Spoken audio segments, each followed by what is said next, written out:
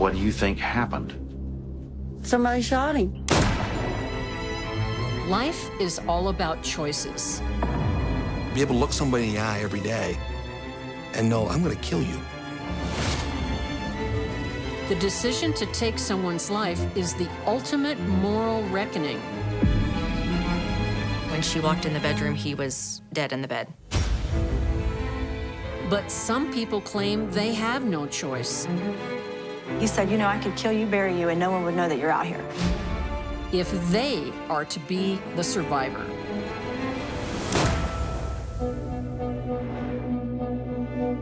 As a former FBI profiler, I'm often asked, can you spot a killer? Is it a look, an attitude, a pattern of behavior? After 40 years' experience, I can say it's complicated. But there's one thing I know. There is a deadly type.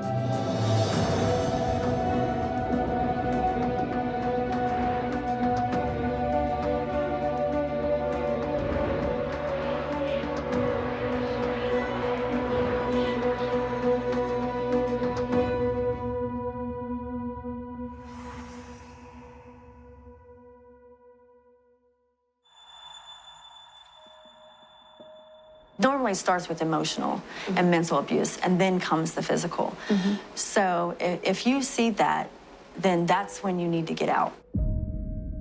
Melissa Vanover's story begins as a Cinderella-style fairy tale and has its unhappy ending here at the Ohio Reformatory for Women in Marysville. In 2012, I sat down with Melissa to find out where it all went wrong.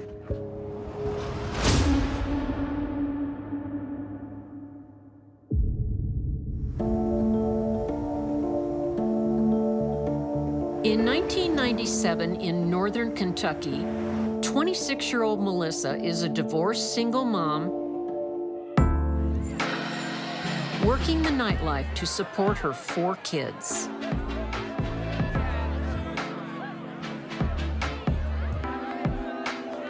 First, I worked at a restaurant. I wasn't making enough money, so I did become a dancer. Exotic dancer? Yes, I did. AKA stripper? Yes. I had kids that I had to support. Then one day, a handsome prince comes to Melissa's rescue. 48-year-old jeweler, Michael Neiman. He was a very good-looking guy, very charming. Finally, I agreed to go out to dinner with him. He spoiled me right away.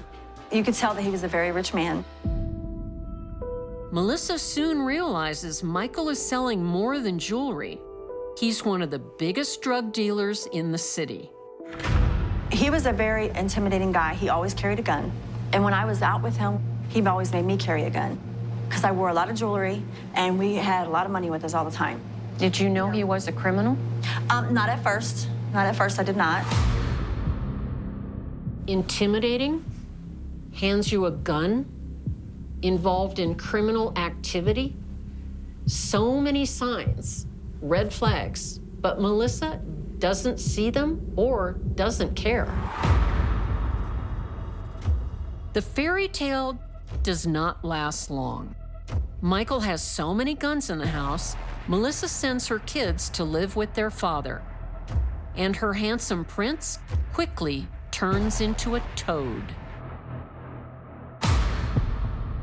His whole demeanor changed. How? When he was abusive. He one would be time abusive to... towards me.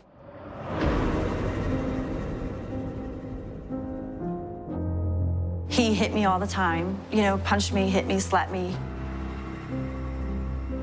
He'd shoot off the gun. There was 48 bullet holes in the walls of the house. 48. There were 48 bullet holes in your house where he would shoot at you? Yeah. To scare you? Yeah. So, you're now living with a monster. He owned 200 acres in Arizona, which we went there all the time. And he said, you know, I could kill you, bury you, and no one would know that you're out here. Why didn't you go to the police? I was very paranoid to talk to anybody. He's always told me that he's had law enforcement on his payroll, so I didn't know if I did call someone, I might have been calling his friend. And then after he would, bust my lip or, shoot at me the next day or something, he would always take me shopping or give me a diamond ring or... So he would be contrite and try to make up for it. I love you, I hate you, I love you, I hate you. It's a classic cycle of violence and abuse. Abuse victims often think they can turn things around, that the next time will be different. But that never happens. That's dreamland. If you're in a relationship that's anything like Melissa's, pack your bags and get out. The life you save may be your own. Melissa has given up her kids to satisfy her abusive partner, but he still uses her children as a weapon against her. I was crying because I wanted to see my kids, and he didn't want me to see the kids. And that's when he proceeded to tell me that he had paid someone $1,000 to kill each of them. He threatened to kill your children. Yeah. So we argue, and I was like, what if someone did this to your child? And there was a fight. With loaded guns all over the house, a physical struggle escalates quickly. It becomes a deadly confrontation.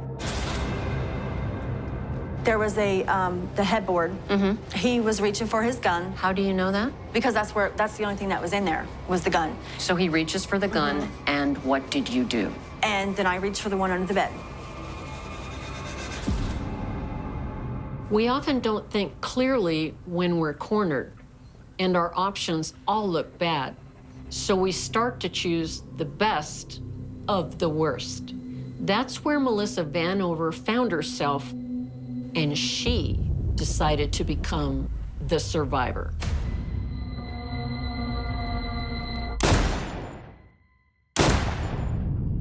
You shot him twice while he was turned around. You believed he was going for the gun. Oh, I know he was.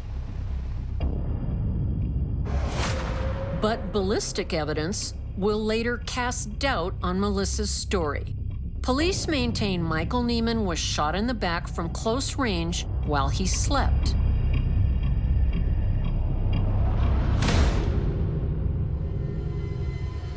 And there's a third bullet wound to the chest. Whether it was cold-blooded murder or self-defense, Melissa claims she had no choice. What did you immediately do afterwards? I ran out of the house because I thought he was going to come after me. Did it occur to you to call 911? No, not at that point. Why not? I was scared. I didn't know what to do. Instead of calling the police, Melissa calls her neighbor, 18-year-old Kevin Green, who is also secretly her lover. As if her life wasn't complicated enough. And things get even crazier when Kevin and his family steal from the crime scene. And I mean steal. $750,000 in cash, jewelry, and drugs. Raiding the crime scene doesn't look like self-defense. It looks like greed. And that's what the court is told, that Melissa killed her lover and conspired with the Green family to share the spoils. As a result, she is serving 28 years to life for aggravated murder and theft. But Melissa maintains she did what she had to do to survive. How do you feel now? I mean, I'm very remorseful, and I've learned a lot from that. What have you learned? Well, I would not put myself in that position again. I know all the signs of a dysfunctional, unhealthy relationship. I'm getting a little emotional, sorry. If it starts with that, it's not going to end. It'll continue to be the physical abuse. And it's not worth it because you will end up here. It's all about making choices, and that's good advice from someone who's made very bad ones. In the case of David Odell, this poor man didn't get a chance to make a choice. David Odell was the kind of guy that would give you the shirt off his back. He worked 10 to 12 hours a day for Joe Myers, and he became a real asset for them. In Wayland, New York in 2008, David and Joe Myers are friends and colleagues. Then along comes 28-year-old Irene Myers, Joe's new wife. Irene Myers seems to be a very goal-driven person, and her goal was to get out of the Philippines, and Joe Myers was her vehicle to make that happen. Joe certainly wasn't really a prize catch, but apparently he was enough to get her out of the Philippines and bring her to the United States, the opportunity she wanted.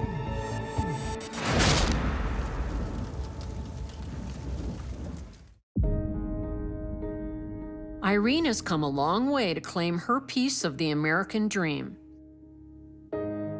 But she wants more than what husband Joe's modest income can provide.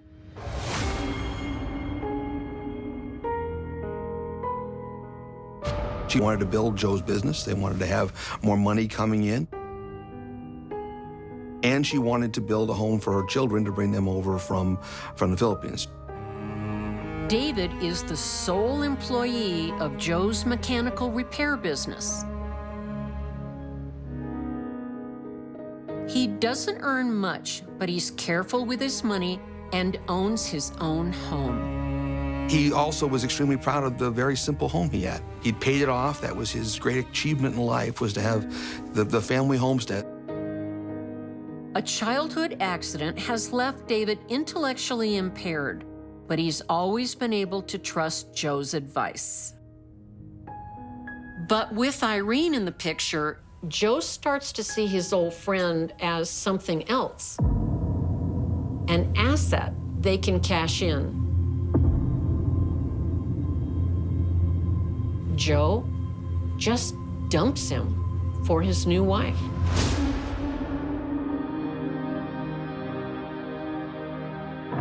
They started renting out David's house. Joe Myers put people in the home. He collected rent. David never got any money from that. Then they take the next step. Joe and Irene take him off to their lawyer, and they sign deeds. So they basically just stole his house. Irene's next step is to move in, under the pretext of taking care of David. I think she did intend to take care of him, but not the way that most of us would take care of somebody. They took away his seizure medication, I think hoping he would pass away. The couple takes out life insurance for David and extra home insurance.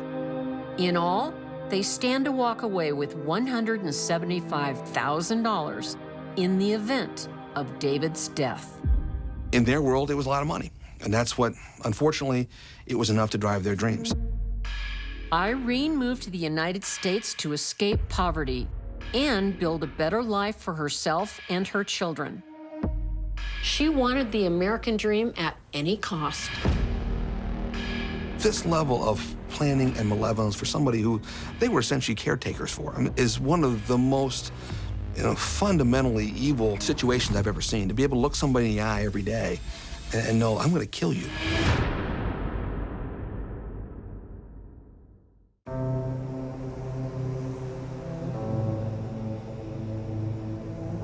Wayland, New York, Valentine's Day, 2016. While David is napping, his caregivers bash him unconscious and set his house on fire.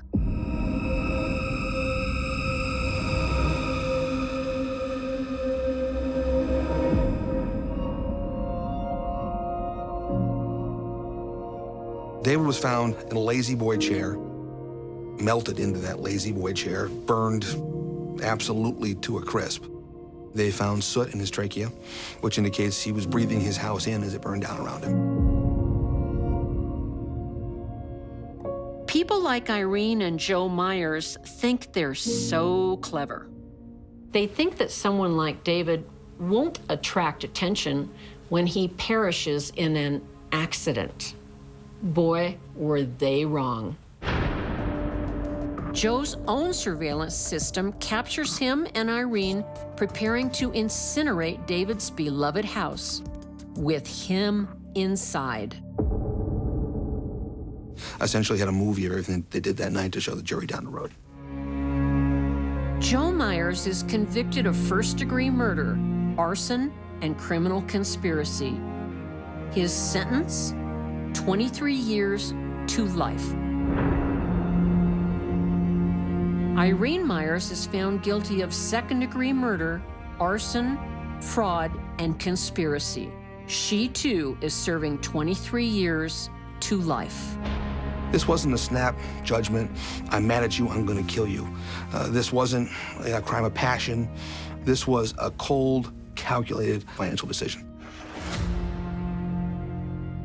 When Joe met Irene, he allowed her to corrupt him, and she did. I think had they never met, David would be alive today. Is Irene a survivor? Yes, like a great white shark is a survivor. The will to survive is one of our strongest instincts, but only a certain type is prepared to sacrifice their loved ones for their own self-preservation. Like the case of Joyce Sturdivant. I always felt that Joyce loved Joe, that they had a good relationship. I never saw them argue any time that we were ever together.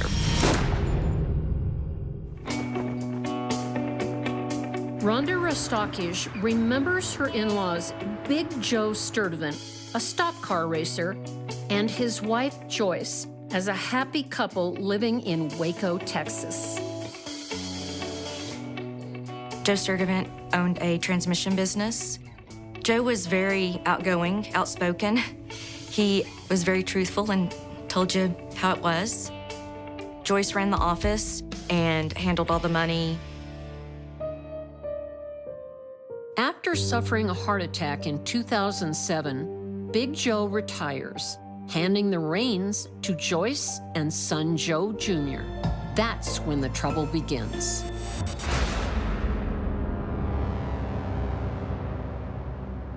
The police had called and said, there's been an incident at your parents' house. You need to come now. Joyce told us that someone had broken in the house and hit her on the head and knocked her out in the hallway. And then we found out that someone had gone into their bedroom and attacked Joe. Despite Big Joe's age and a bad heart, he fights off the intruder. But Joyce is behaving strangely. Joyce seemed more worried about telling the people about the bump on her head.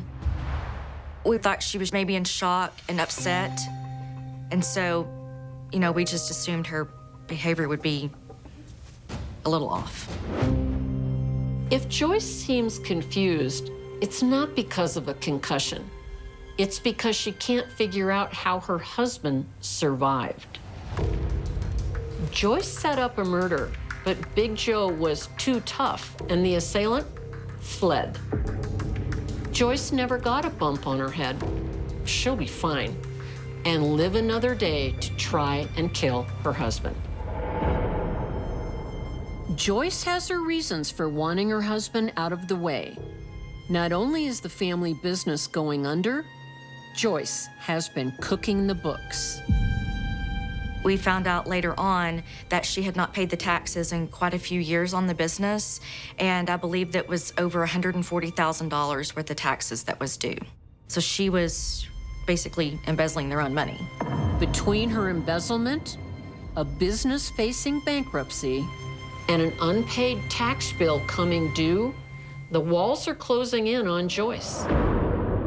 She decides her only escape is to cash in her husband. Big Joe has life insurance policies totaling nearly $100,000. But he and his family never even consider the first attack might have been an inside job. Little do they know, Joyce is already planning her second attempt. She was completely normal at work, at home, on the weekends. There was never a hint of us having a notion that she might be trying to kill him. She was good at being two-faced. On October 8th, 2008, Joyce takes matters into her own hands, making sure to protect her hair and clothing from any residual evidence.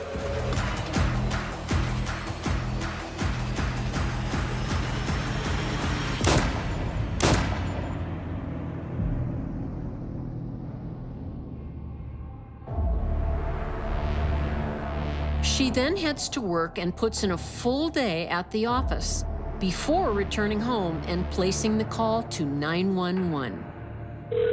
What is the address of your emergency? I need an ambulance.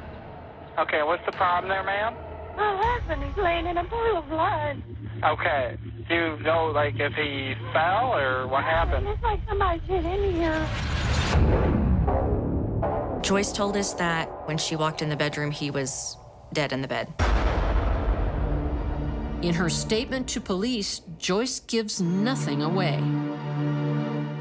I went over to him and shook him by his feet. And then what happened? He didn't wake up, and I was hollering at him. I thought he was having a heart attack, another one, and this one he wasn't coming out of. And she said she called 911 and tried to do CPR, and he wouldn't wake up. Is he laying face down or face up? Face down. Can you roll him over to see if he's breathing? He told me to turn him over. What happened? When I turned him over, that's when I seen the blood. Oh, God, he's cold. He's cold? Oh, God, it's full of blood. Many killers would be stunned back into reality after one attempt failed. Not Joyce. She kept at it. I think it was desperation. Joyce was cornered and running out of options, and poor Joe was her last hope. In 2011, 66-year-old Joyce is sentenced to 15 years for attempted murder and another 30 for murder, to be served concurrently.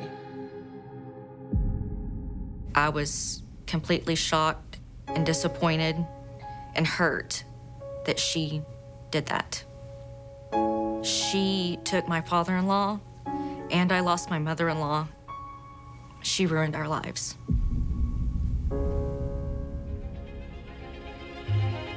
The will to live is so strong, even good people sometimes resort to bad solutions.